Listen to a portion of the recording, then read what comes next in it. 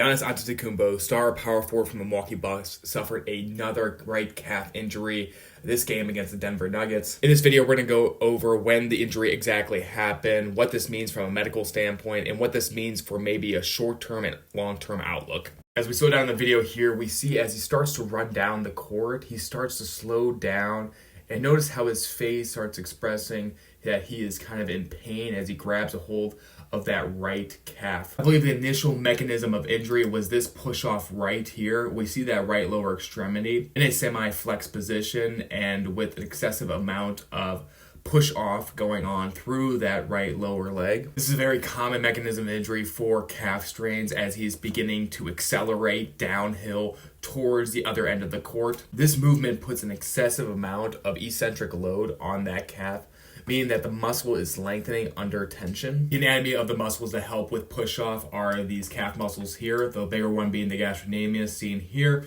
as well as your soleus muscle seen below it. These all attach to the Achilles tendon that go towards the ankle. And in unison, all of these work together to help with plantar flexion of that ankle, which is when those toes point downwards seen here. Once again, looking back at this calf muscle here for Giannis, this muscle is completely in a lengthened position. So as he is pushing off into that plantar flexion to start his acceleration or his run down the court is where there was an excessive amount of lengthening, which causes that muscle strain in that calf muscle belly. This image here gives a good representation of the types of grades that will grade the severity of how severe the calf strain is. We have healthy muscle seen here. Then we also go into the grade 1, which is basically a mild strain. These are more microscopic muscle fiber damage. Then we have grade 2, which is more of a moderate tear. This is more of a partial muscle tear. And then we also have our grade 3, which is more of that complete muscle tear, all with an increasing amount of recovery timeline. Now, the key with Giannis is that he actually suffered another calf injury earlier this year.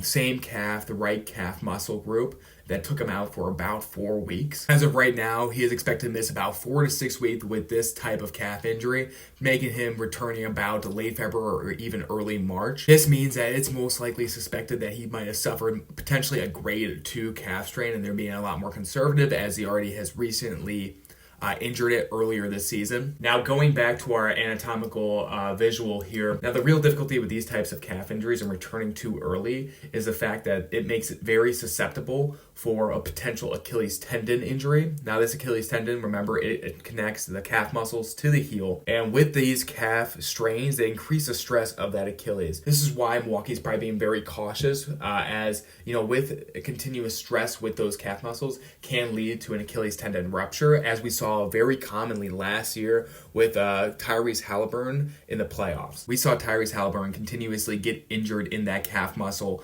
throughout the playoffs, but continually try to play through it, which ultimately led to that Achilles tendon rupture. When it comes to rehab and treatment, it's very conservative. You know, early phase is a lot of rest and load management, working on the soft tissue and reducing that inflammation.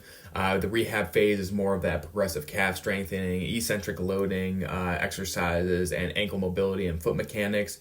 And then hopefully the return to play is that gradual reintroduction to sprinting, jump testing, and game speed movements. So with the current timeline of when he's supposed to come back in that 4 to 6 weeks, I'm very certain that it is about that grade 2 calf strain again. Unfortunately for Giannis, he has just not been able to stay healthy for a long periods of time throughout this entire 2025-2026 NBA season. The calf injury is not catastrophic, but it's definitely something not to brush off either. If handled correctly, he can definitely make that full recovery as expected and no long-term impact. But however, if it's handled poorly, there is potential for reoccurrence, definitely an Achilles involvement of a potential tear, as well as a performance drop. So obviously hoping Giannis a very speedy recovery. Hopefully he's able to make it back within that 4 to 6 week time frame in order for Milwaukee to make a big playoff push late in the NBA season. Thank you so much for watching. Let me know if you have any questions down below, and I'll see you in the next one.